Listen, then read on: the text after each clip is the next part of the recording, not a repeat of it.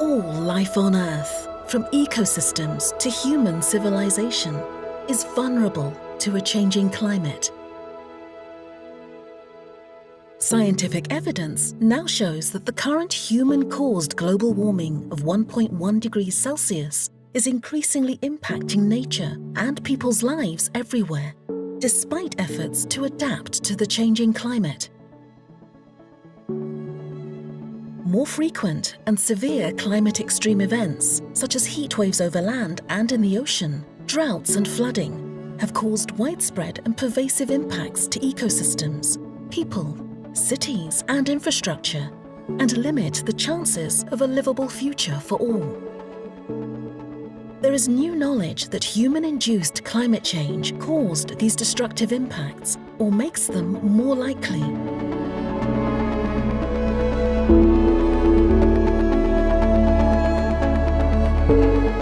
This report is important because I think it really underscores the fact that the scientific evidence is now unequivocal.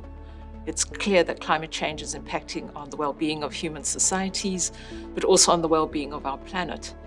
This report really brings us a new message, though, that those two things are not separate, that there's a very intimate relationship between our well-being, the well-being of our planet, and the forces that are driving climate change and the resulting impacts and responses that we may have to that challenge.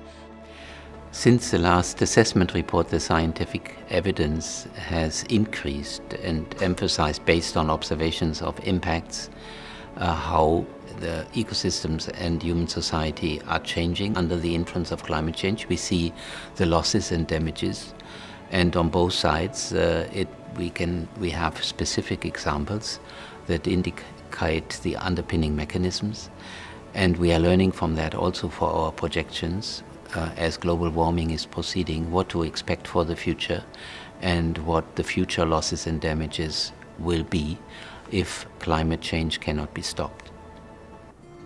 The extent and magnitude of climate change impacts are larger for each additional fraction of warming than estimated in previous assessments. So are the risks projected for the future. The impacts involve severe and widespread disruptions to nature and to society, reducing our ability to grow nutritious food or provide clean drinking water.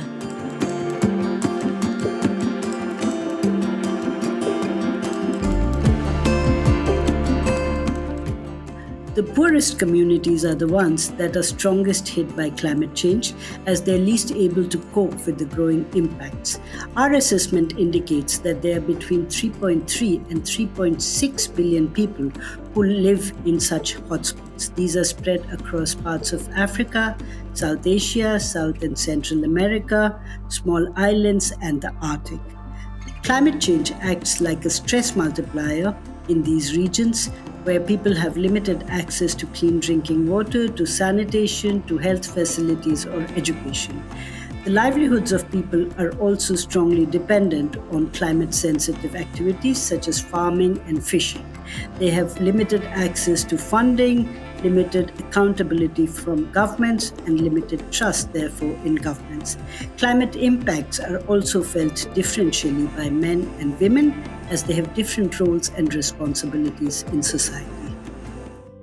This report shows that climate change is impacting every ecosystem across the globe, from high mountain ecosystems to the deep ocean, from tropical coral reefs all the way to Arctic ice-driven ecosystems.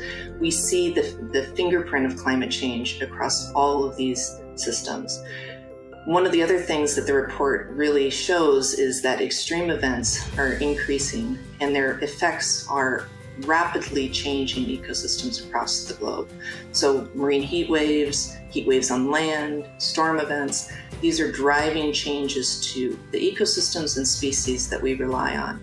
This is pushing species towards polar regions, it's pushing species to higher, cooler altitudes or down into the deeper, cool waters. And because of that, it has cascading impacts across ecosystems, but also people's livelihoods and societies that depend on the services that these ecosystems provide. And as we approach the limits of what species and ecosystems can tolerate, we risk crossing what we call tipping points, these critical places in the system where returning to previous conditions where recovery is less possible. Climate change impacts are magnified in cities, where more than half of the world's population lives today.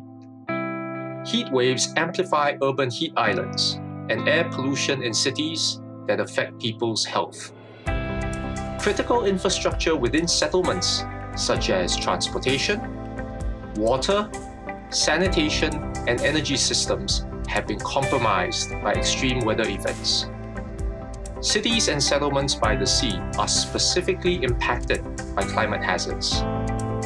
They are at the front line of climate change, being directly exposed to interacting climate and non-climate coastal hazards, such as sea level rise and destruction of local ecosystems that previously protected people living along the coast. Multiple climate hazards are also occurring simultaneously, with often cascading impacts. These impacts are becoming increasingly complex and challenging to manage. How these will affect nature and people depends on the speed and level of warming and how we adapt. The Working Group 2 report of the IPCC shows that the impact of climate change is worsened by destruction of habitats, also unsustainable use of natural resources, deforestation, and growing urbanization and population growth trends. The report also found that for the African region, increasing urbanization is an important compounding factor for climate change. For the coastal areas of Africa, especially the low-lying coastal areas, population is increasing rapidly because of the economic opportunities that the coastal environment presents. Many people moving into the coastal areas live in informal settlements, marginal areas, and high-risk areas. And this has implications because the threats of climate change is compounded and the ecosystems and the people that rely on them are affected. El reporte muestra que tenemos acciones de adaptación importantes en diferentes partes del planeta, pero los avances no son similares en diferentes regiones y de hecho no estamos haciendo suficientes esfuerzos para alcanzar los niveles de adaptación necesitados por los niveles actuales de calentamiento. Eso resulta en vacíos de adaptación importantes, especialmente en regiones de bajos ingresos como mi propio país, Guatemala, donde vemos barreras importantes que vienen no solamente de aspectos financieros, sino también de aspectos institucionales. La buena noticia es que sí tenemos acciones de adaptación que podemos hacer para reducir nuestros niveles de vulnerabilidad, pero la efectividad de estas acciones dependerá de los niveles de calentamiento. Por lo tanto, tenemos que tener tanto adaptación como mitigación trabajando mano a mano. We also have evidence of what's called maladaptation. These are adaptation actions that result in unintended consequences. For example, coastal ecosystems that are destroyed through the construction of dikes and seawalls, or climate-related risks that are transferred to other regions or groups in society. Even greenhouse gas emissions can be increased through maladaptation. Our report shows that Indigenous peoples, ethnic minorities, and disadvantaged groups, such as low-income households and those living in informal settlements, are some of the most affected by maladaptation. Unfortunately, this reinforces and entrenches already existing inequalities. The report shows that nature offers significant yet untapped potential to reduce climate risks, to deal with the causes of climate change, and to improve people's lives and livelihoods. However, nature needs space and protection to be able to provide those services. By protecting and restoring 30 to 50% of our world's ecosystems on land and in the ocean, we help plants and animals build climate resilience. Nature, in turn, can help us regulate the climate, give us clean water, control pests and diseases, pollinate our crops, and provide nutritious food. Cities also provide a global opportunity to advance adaptation, mitigation, and sustainable development simultaneously. Using different adaptation strategies such as nature-based and engineering approaches together or providing social safety nets can generate wider benefits for health, food security, and ecosystems. However, investing in nature and cities alone isn't enough. To secure a healthy, livable planet for everyone, we need to transform our way of life fundamentally. Taking action now gives us the best chance of success. Where this report is different is that it puts humankind into context and emphasizes that we cannot abandon this context, because it emphasizes the relationship between three systems: climate, human society, and biodiversity, and indicates how these systems influence each other. Human society causes climate change, it causes biodiversity loss, and these interactions that are underpinning this are also the source of the solutions. With modifying these interactions, we can move into a sustainability space. So I think one of the important advancements is not only talking about risk, but looking at the solutions that we have available to respond to that risk.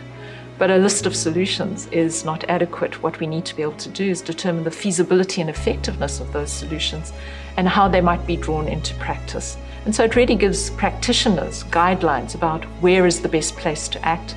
We've got very clear pointers, for example, to the protection of ecosystems and activities in cities as ways that we might be able to change the world. The science is clear. Any delay in concerted global climate action means missing a brief and rapidly closing window to secure a livable future. This report is a dire warning about the consequences of inaction. It shows that climate change is a grave and mounting threat to our well-being and a healthy planet. Our actions today will shape how people adapt to climate change and how nature responds to increasing climate risks. It recognizes the interdependence of climate, biodiversity, people, and it integrates natural, social, and economic sciences more strongly than earlier IPCC assessments. It emphasizes the urgency of immediate and more ambitious action to address climate risks. Half measures are no longer an option. IPCC reports provide the most up-to-date science related to climate change for policymakers to inform their decisions on developing climate-related policies. Hundreds of scientists worldwide have volunteered their time and expertise to produce this report. IPCC reports go through an extensive review process by experts and government to achieve the highest quality. This process makes them policy relevant and policy neutral.